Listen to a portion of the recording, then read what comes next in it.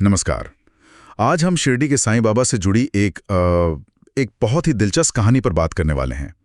ये वाकया करीब 1909 का है। हाँ नमस्कार। ये कहानी एक स्रोत से है जिसका शीर्षक है साईं बाबा और निर्धन पिता का चमत्कार। जी, और इसमें गरीब पिता हैं और उनका बेटा जो बहुत ज्यादा बीमार है। तो आज हम इसी कहानी को थोड़ा गहराई से देखेंगे, है ना? बिल्कुल, समझने की कोशिश करेंगे कि इसके पीछे का असल संदेश क्या है, खासकर वो विश्वास और श्रद्धा की जो बात इसमें आती है। हाँ, क्योंकि कहानी की शुरुआत ही बड़ी, क्या कहते हैं, टचिंग है। एक पिता है जो बिल्कुल हताश है, बेटा लगभग मरणासन है। सही कहा। सारे इलाज करके देख लिए, कुछ फायदा नहीं हुआ और फिर वो आखिरी उम्मीद लेकर साईं बाबा के पास पहुंचते हैं। उस पिता की हालत क्या रही होगी, सोचिए जरा। स्रोत बताता है कि वो एक गरीब ब्राह्मण थे, शिरडी आए थे अपने छोटे बेटे के साथ। और बच्चे को तेज बुखार था, सांस लेने में भी दिक्कत हो रही थी, मतलब हालत बहुत गंभीर थी। और जब कहीं से कोई उम्मीद नहीं दिखी, तब वो गए बाबा की शरण में। हाँ, और उन्होंने बाबा से बस यही कहा, बाबा मेरे बेटे को बचा लीजिए। ये भी बताया कि मेरे पास धन तो नहीं है, पर मेरा विश्वास सच्चा है। ये बड़ी बात है, मतलब अपनी बेबसी भी बता दी और अपनी आस्था भी। बिल्कुल, उनकी बातों में वो गहरी आस्था झलकती है। तो इस पर बाबा का क्या जवाब था? क्योंकि अक्सर ऐसे हालात में लोग सोचते हैं कि शायद कोई खास पूजा पाठ बताया जाएगा या कोई महंगी दवा। यही कहानी का सबसे दिलचस्प मोड़ आता है। स्रोत के मुताबिक बाबा मुस्कुराए और उन्होंने कहा, तेरा विश्वास ही सबसे बड़ा धन है। अच्छा, कोई जटिल उपाय नहीं? नहीं, बिल्कुल नहीं। उन्होंने बस इतना कहा, जा मंदिर से थोड़ी राख ले आ, मतलब उदी। उदी, वो जो धुनी की राख होती है? हाँ वही। बोले उसे पानी में घोलकर बेटे को पिला दे, बस इतना सा, सिर्फ उदी। ये तो बहुत ही सरल उपाय बताया उन्होंने। हाँ, और यही इसका सबसे शक्तिशाली पहलू है। समाधान किसी मुश्किल चीज में नहीं, बल्कि सरलता और विश्वास में है। तो क्या स्रोत ये बताता है कि उस उदी में कोई औषधीय गुण थे या ये सिर्फ विश्वास का प्रतीक था? देखिए, स्रोत उदी के किसी मेडिसिनल गुण पर फोकस नहीं करता। जोर पूरी तरह से पिता की श्रद्धा और बाबा के वचन पर है। अच्छा। तो उस ब्राह्मण ने पूरी आस्था के साथ बिल्कुल वैसा ही किया जैसा बाबा ने कहा था। और फिर क्या वो बच्चे का? स्रोत कहता है कि चमत्कार हुआ।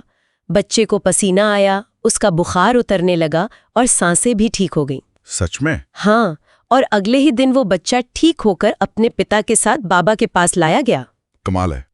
तो जब बच्चा ठीक होकर सामने आया, तब बाबा ने क्या कहा? क्या उन्होंने इसे अपनी शक्ति का प्रदर्शन माना? नहीं, बिल्कुल नहीं। यही बाबा की महानता और विनम्रता दिखती है।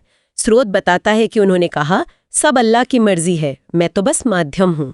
अरे वाह, उन्होंने क्रेडिट खुद नहीं लिया? नहीं, सारा श्रेय ईश्वर को, उस परम शक्ति को दे दिया। ये दिखाता है कि वो खुद को कर्ता नहीं मानते थे। कर्ता भाव से मुक्ति, ये उनके दर्शन का एक अहम हिस्सा है। ये बहुत दिलचस्प है। पिता तो ब्राह्मण थे और बाबा कह रहे हैं अल्लाह की मर्जी। क्या ये बस एक शब्द का प्रयोग था या इसका कोई गहरा मतलब था? मेरे ख्याल से स्रोत इस बात पर जोर देता है कि ये बाबा के लिए बहुत ही स्वाभाविक था। उनके लिए ये मायने नहीं रखता था कि सामने वाला किस धर्म का है, किस पृष्ठभूमि का है। उनके लिए बस मन की सच्चाई और भक्ति जरूरी थी। बिल्कुल, उनका एक ब्राह्मण के लिए भी अल्लाह की मर्जी कहना ये दिखाता है कि वो सभी धर्मों का समान आदर करते थे और इन धार्मिक सीमाओं से बहुत ऊपर थे। ये उनकी सोच थी, उनके होने का तरीका था। तो अगर हम इस कहानी से निकले मुख्य विचारों को देखें, तो सबसे पहली बात तो ये लगती है कि सच्चा विश्वास, अटूट श्रद्धा, इसमें वाकई असाधारण शक्ति हो सकती है। हाँ, खासकर तब जब दुनियावी साधन जैसे इलाज वगैरह काम ना आ रहे हों। सही कहा।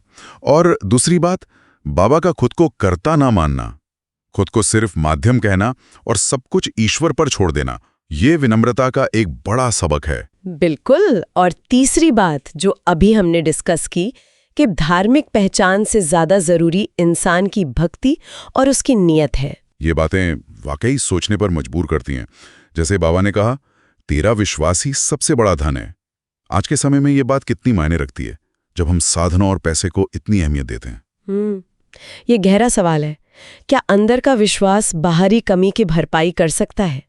क्या ये सिर्फ एक साइकोलॉजिकल सपोर्ट है या इसका वाकई कोई असर होता है, जैसा इस कहानी में दिखा? स्रोत हमें इसी सवाल पर सोचने के लिए छोड़ देता है। हाँ, और बाबा का वो कहना कि मैं तो बस माध्यम हूँ, इसका हमारी अपनी जिंदगी में क्या मतलब हो सकता है? क्या ये हमें याद दिलाता है कि शायद हम भी कई बार सिर्फ माध्यम ही होते हैं और जो होता है वो किसी बड़ी योजना का हिस्सा होता है? इस पर ज़रूर सोचा जा सकता है।